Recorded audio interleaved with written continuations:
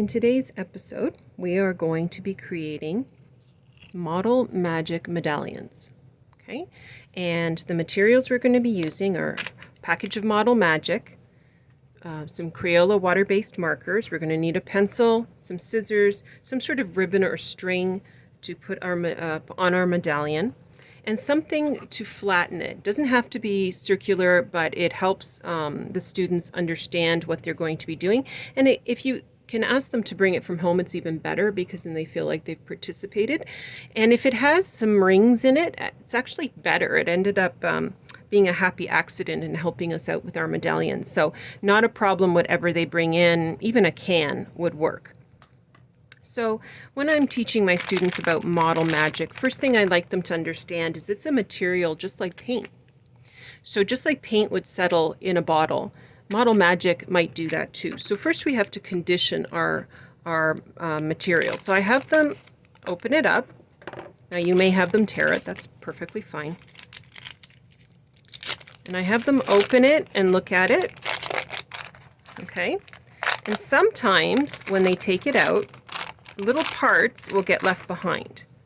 And I have them just take their Model Magic and press it onto whatever was left behind, and it easily picks it up. Don't throw away the packaging, we're going to need it. I'm just going to move these aside so we have a clear area. Okay, I'm working on a mat, you can be working on your desk, absolutely no problem. So first thing we're going to do with the Model Magic is we're going to condition it, okay? So sometimes when you open a package, it may feel dry to the touch, and if it does, it's not that it's bad or anything like that, it just needs to be conditioned. So if you absolutely have to add some moisture to it, I literally show the students that I add 1 drop of water. That's it. I mean, it really, really doesn't take more than that. And then I just fold it in on it itself. And this is the fun part, because you can be talking while the kids are doing the stretching and the folding over to condition it. And as they do this, it should get softer and softer and more pliable. If it suddenly breaks apart, every time they go to pull it, it's breaking apart instead of stretching apart, then go ahead and put that little drop of water in the middle, just like that. Do not soak it, do not put it under a sink or anything like that. It literally takes 1 drop. And then go ahead and condition it. Now, the more that they're going to use it, the more it is an air dry clay. So the more they use it, the drier it's going to get. But I found with Model Magic, they can use it for quite a while, and they're going to enjoy the conditioning process. Okay, so then you're going to end up with a lump about this size. So at this point, what I like them to do is I like them to split it in half. So we roll it to like a sausage. Okay, and you can either use a ruler or just by eye, they can just twist it until there's 2 pieces. They don't have to be exact. Put one of the pieces back inside the packaging. Explain to them the importance of wrapping it up so that they can use it later, because you're hoping that the kids are going to be encouraged and will be using it later on at home, that they'll get their own. So I'm left with this Model Magic. So now is a great opportunity to talk about how we create shapes with Model Magic. The principal shape in modeling is a sphere. Okay, so if you've been discussing shapes or the elements of art in class, fantastic opportunity to talk about shapes versus 3D forms. Okay, I like to show them how I create a circle. Some may want to create a circle by using the palm of their hand on the surface that they're working. Others may want to do it in the palm of their hand. I show them how I extend my fingers. I purposely do it in my fingers to show them how lumpy it is if they try to do it like that, and then show them the difference when I roll it in my hands. Now, is it going to be a perfect circle? Not necessarily. So then I go like this and I cup it, and then it gets to be an even better circle, or they may want to do it just like this. Okay, so there we have a sphere, not a circle, pardon me, a sphere. Basically what we're going to do is we're going to take our lid and we're going to put it on top of our sphere, and then with a little bit of pressure, we're going to press down. Okay. And then when we lift the lid, we have our perfect circle. So we've gone from a sphere to a circle. Now, I like to make them do it twice. So here we are, we have our circle. And now we're going to turn the circle into a sphere. So we're going from a shape to a form. How did we do it again? We used the middle of our hands. Okay, round and round we go. There we go. We're creating a sphere. Take our lid. I use the edge at the top. Center it. Press down. Now, if you don't have something round, it's no big deal. Use something, as long as it's something flat. That's all that matters. So you're going to flatten it, oops, there it is, into a circle shape. Now, if you have a number of different sizes of, little lids, you can create your own little circles on here. Let me see if I've got it. Here's a container. No, a little bit too big. Okay, anyway, you understand what I mean. If you have another little container, you can create circles on it, and that's going to help this next part. Okay, the first thing we're going to do then, once we have our circle, is we are going to now choose the colors that we are going to use. I'm going to use some Crayola, beautiful tropical Crayola colors today. And I have the students use whatever color scheme I'm working towards, okay? So if you're teaching a particular color scheme, then go ahead and have them choose the colors that they're going to use. I usually ask them, and I do this course when I'm doing my primary students and I'm teaching them about patterns. So go ahead and find colors that are patterns. Maybe it's colors beside each other on the spectrum. Maybe it's complementary colors, whatever it is that you're choosing. Okay, and again, let's look at some of the patterns we created here. Here you may notice that I've used some large circles and some very tiny ones. So I did actually use markers, skinny markers as well. Okay, so if you happen to have skinny markers as well with a fine tip, that also works well, because you can have little tiny circles and you can have big circles, and gives the kids that option. So first, I like to start with the large circle. So I'm going to do pink. I'm going to do this purpley color and maybe this peachy color. Okay, so this is my color scheme for today. So I have my students choose whichever color they want to, and now we're going to do a clock. Okay, so I start with a clock, and all I have them do is a little bit inside. I have them straight up and down, press in the color. Okay, so we say 12 o'clock, we say 6 o'clock, 3 o'clock, okay, 9 o'clock. So you can tell my age, right? Because I'm using that kind of clock, but most kids will understand that. Then you're going to do 1 o'clock, 2 o'clock, there's 3, 4, 5, 6, 7, 8, 9, 10, 11, 12. Okay, so it does create a balance without having to use rulers, without having to use any lines. And if they're sort of out of that space, don't worry about it. It's really not a big deal. Okay, so now what do we do with the next colors? Well, we choose the next color we're going to do, and this time we're going to use what we've already done as the basis for our patterns. So for example, I'm going to use this peachy color, and I'm going to put it in between and slightly above the ones that I've done, just like this. And I don't have to press as hard, and that gives me a slightly smaller circle.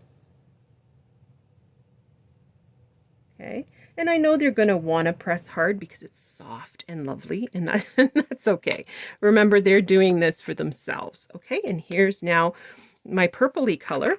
This time I'm going to put it on the outside part, and I'm going to kind of do it here.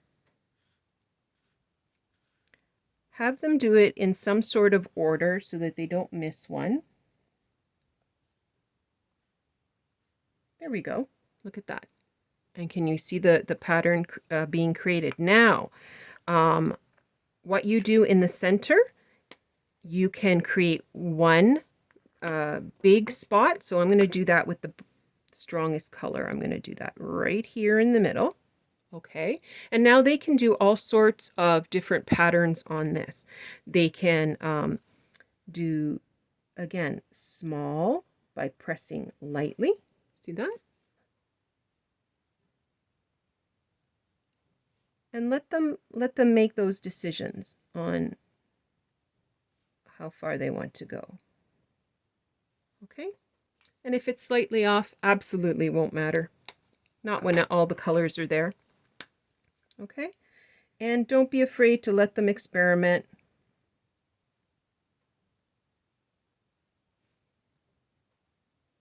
And just have fun with it.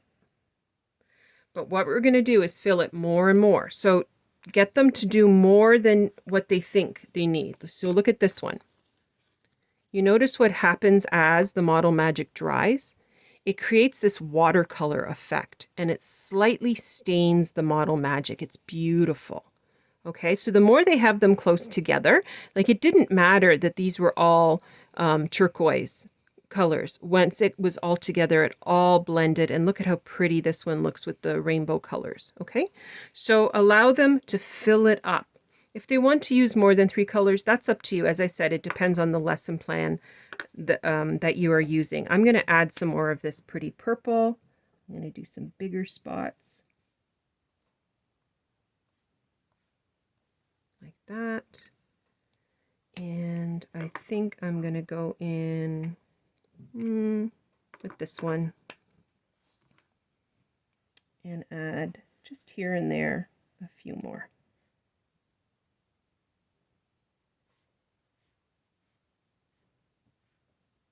These are brand new, really juicy Crayolas, and so they should spread pretty good when it dries. Okay, so there we have our design. So now before they finish, and obviously this is going to have to dry, I take have them take a pencil, and what I do is I choose one of these big, either the 12, the 3, the 6, or the 9, and I have them put a pencil in it, and then I just have them shake it back and forth like this, and around and around and around, and it forms a hole, and that is where our string is going to go. Okay, so it looks like it belongs there. And then the hardest part is to get them to leave it flat, like I just picked it up. So just leave it flat to dry. As soon as you feel that the top part has dried, and you as a teacher, you may decide to do this yourself instead of having them do it, flip it over maybe for the next day to make sure it dries all the way through. I don't recommend at this point, while everything is wet, to flip it and to do the dots on the back. Perhaps when it's dry, you can do a design on the back, but not while it's still wet. Better to let it dry. So once it is dry, my advice is to pre-cut some strings or some ribbons, and then have the kids fold over the ribbon. I mean, it depends how the size it is, and they can string, put it through, and yeah, it's going to take a little bit of work, especially if they're thick like this. Whoop. I like to twist mine a little bit. There it is. Have them pull it through. Okay, and then all I did was make a knot at the bottom. Whoop, a little too big. So just like me, they will learn. They'll learn to put it a little slower.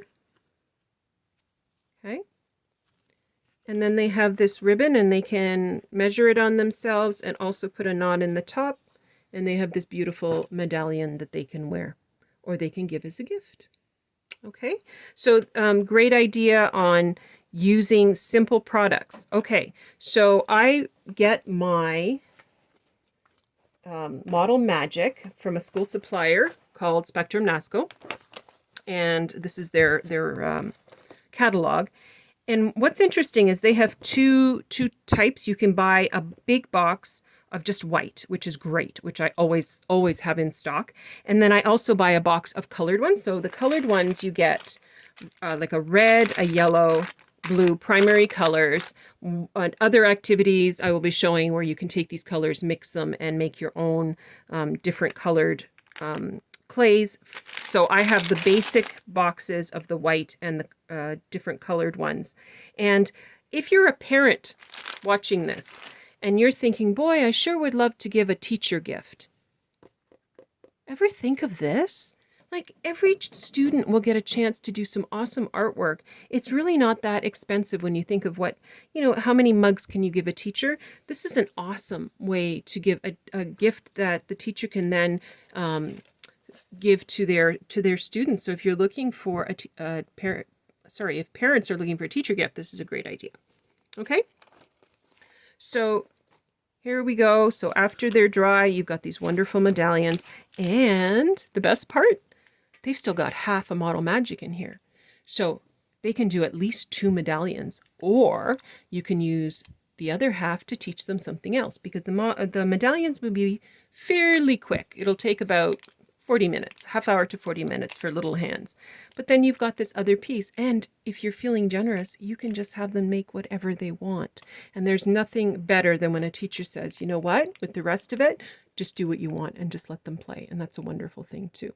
So I hope you enjoy it and try it out.